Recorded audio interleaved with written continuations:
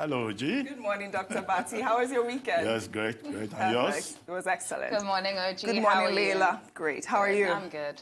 All right. Well, good morning to you, viewers. We begin what's trending today in Nigeria. The Director General of Nigeria's Center for Disease Control, Dr. Chikwe Ihekwazo, has come under fire for lamenting the need for more RNA kits for COVID-19 testing. RNA is a critical component to identify and test for the presence of COVID-19 virus. In a tweet on Sunday, the Director General also gave specifications of the products needed. The tweet read, "We are desperately looking for more RNA extraction kits as we expand COVID-19 testing. Product, total viral RNA extraction kits, preferably spin column and with a lysis buffer." He went on to include the manufacturers, namely Kaijin, Thermo Fisher, Seegin, Incaba, and Life River, among others. In response, one tweeter, Gorbex, wrote, "The chief of Nigeria's CDC calls for more RNA extraction kits. Nigeria is currently doing only approximately 300 to 500 COVID-19 tests per day. See chart below. With a rise in positivity rate, assigned to me as an analyst, the virus is not controlled."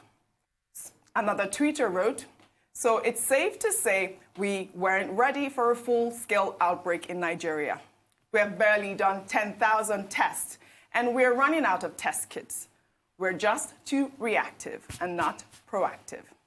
Another user, Edu, wrote, "Senegal developed test kits that costs about $1 and returns the result in about an hour. Have you explored that option?" Now let's take a look at a video report from Senegal, which has now gone viral. Senegal is doing what most countries can't, testing everyone, symptoms or not, entering a health center for the novel coronavirus. It has no shortage of testing kit thanks to this lab at the Institut Pasteur. Researchers are developing a $1 quick diagnostic kit, originally made to test for dengue fever. Patients drop blood or saliva onto the devices and wait for a bloodline to appear, like a pregnancy test, explains researcher Amadou Sall. There is no need for a highly equipped lab. It's a simple test that can be done anywhere. The idea is to rapidly produce 2 to 4 million kits, not just for us, but for African countries, so that we can detect and isolate patients quickly. The sick are administered a cheap anti-malarial drug called chloroquine, commonly found in sub-Saharan Africa where malaria is endemic. With only 50 ventilator machines for 16 million people, Senegalese engineers are using a 3D printing machine to produce more. While imported ventilators cost $16,000, this one is just $60. Senegal is counting the cost, and it's paying off. More than a month into the outbreak, the small West African nation suffered only 2 deaths, with most patients treated healed. Senegal has the largest rate of recovery in patients infected with the coronavirus in Africa, the 3rd in the world, ahead of countries like the United States and France. And while it has a tiny health budget compared to those countries, it has a wealth of experience in dealing with infectious diseases and outbreaks.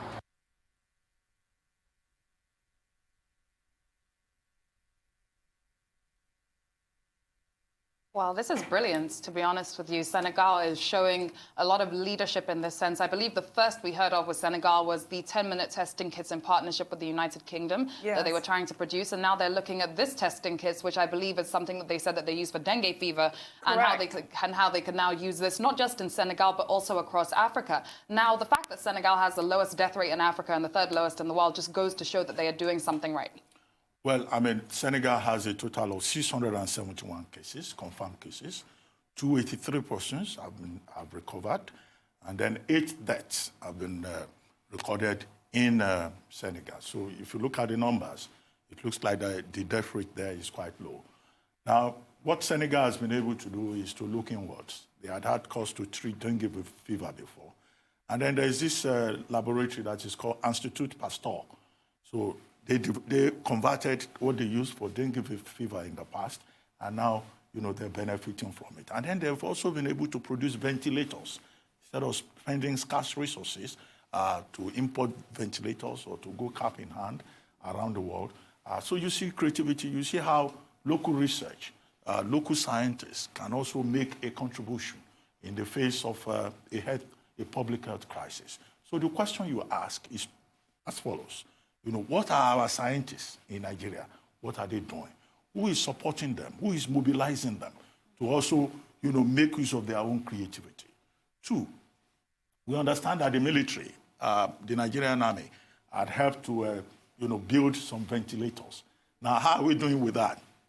The ventilator built by the Nigerian army, is it working? Has it been tested? How many have they been able to contribute? I believe it's still under the progress. And then third, of course, there is possibility for cooperation across West Africa. The other day, President Muhammadu Buhari took part in a meeting with other West African leaders, and at the end of that teleconference, he was named COVID-19 champion.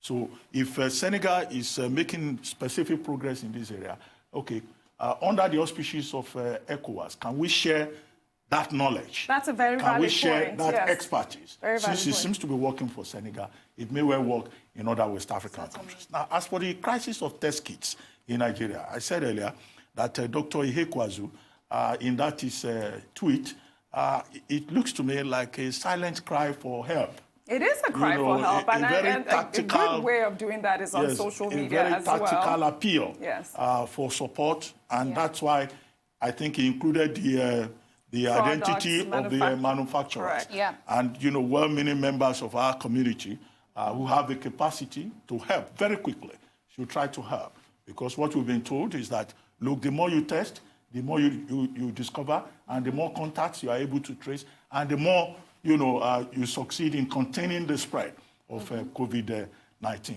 If we end up with no test kits or inadequacy of test kits, then we'll be in very serious trouble. It means that the public health crisis that COVID-19 has created everywhere, and particularly here in Nigeria, will only get worse. Like one of our tweets read, it seemed like Nigeria was not fully prepared for this pandemic. Well, nobody was prepared for the pandemic. Well, you can see in Senegal, they had started, manufacturing since March, like you said, and they're supported by the UK government, as well as the Bill and Melinda Gates Foundation as well. So that's another type of a way that other people can come in and support Nigeria. But also, it raises a question, because I know back in, I believe, April 6th, Jack Ma donated some supplies to Africa, correct? Kits. And guess what? It was about 1 million test kits, including the extraction kits. So what happens to those I wonder.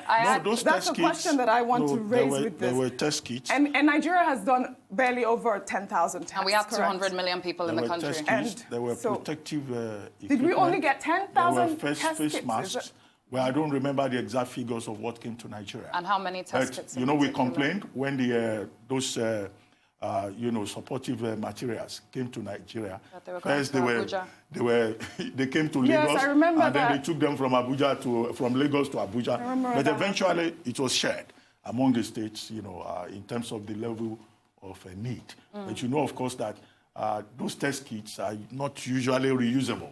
So once you use them, 30,000 test kits, I think, came to Nigeria. So 30,000, that's not a lot, really, but we should add to it.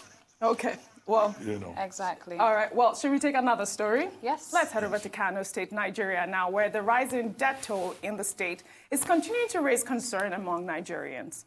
Over the weekend, many users on Twitter used the hashtag #PrayForKano to share their apprehension over the situation in Kano. Our first tweet, let's take some reactions. Our first tweet is from the personal assistant on new media to President Buhari, Bashir Ahmed. He wrote, "I am so worried about Kano. May Allah SWT accept the souls of all our departed and grant them Jannah. This is indeed an unusual time. It's time to drop all our differences, excuses, come and act sincerely together as brothers and sisters we are. Hashtag #PrayForKano." Another user, Raya, wrote, "Kano is a state with much blessings. You wonder what could go wrong. Rich history, great agriculture, richest African, great history of trade, great numbers of elite in government. But somehow they need us to hashtag #PrayForKano. Having common sense is more difficult for their government." Another user, Afris Sage City, wrote, "When COVID-19 broke out, most southern governors closed borders, declared lockdown, banned crowd in their states. What did Kano and most northern governors do? Mosques still open for prayers, crowds still gathered, borders still open. As usual, they are waiting on Buhari. Hashtag pray for Kano. It's honestly an extremely worrying situation. We do know that 17 professionals have been sent to Kano to investigate, 7 of which are from the WHO themselves. Correct. To see what is really happening on ground. But like Doctor pointed out earlier on in this conversation today, quite frankly, Kano should have been included in the lockdown from the very beginning. Given their population alone, we should have predicted that regardless, Kano was going to become a possible hotbed for coronavirus. Now we're hearing of, in about a week's time, or just under a week, over 600 unusual deaths.